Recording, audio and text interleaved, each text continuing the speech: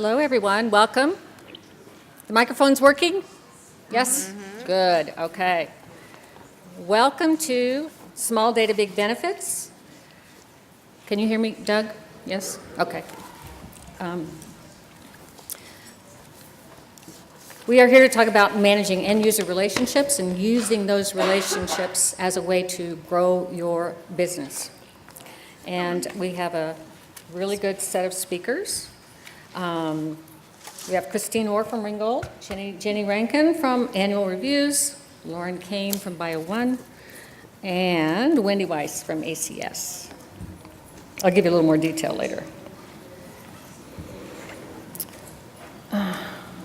Okay, so it's a new world. I know this is very profound, but it occurred to me the other day that this has been going on for 20 years. It's been a new world for 20 years, and that's a very long time, and things are just getting more complicated all the time. So right now we're suffering from long-term budget pressure in the library marketplace. And the library marketplace is very important for all of us in the scholarly communication industry. And this continued tightening has now made it necessary for publishers to think beyond just promoting to libraries, but really promoting to end users as well. So in order to do that, there's new types of data mining and marketing methods that are required, really, when you're moving into the end user space. And these people here will be able to give us a lot more detail about doing that. It's complicated. It's complicated a lot because, let's see if I can find my notes here. Who's the customer? This is a big question. Who is the customer? The library is the purchaser, the end user is the one who reads it, the end user is the one who needs the information. If you haven't convinced them that your product is really good, they're not going to go to their library and say, I want this.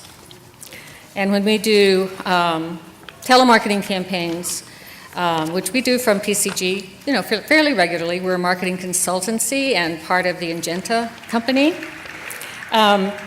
We hear a lot from librarians saying, I'm sorry, I can't look at anything unless the faculty recommends it. Which again is kind of confusing because a lot of librarians don't want the publisher to talk directly to the end users. Rick Anderson actually talked about this in the Scholarly Kitchen recently.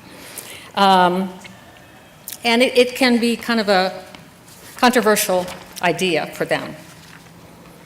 So there are new data points that we need to all be thinking about and looking into so that when we start looking at end users and really trying to get to them in a new way we haven't done before, that we have the information we need to do that.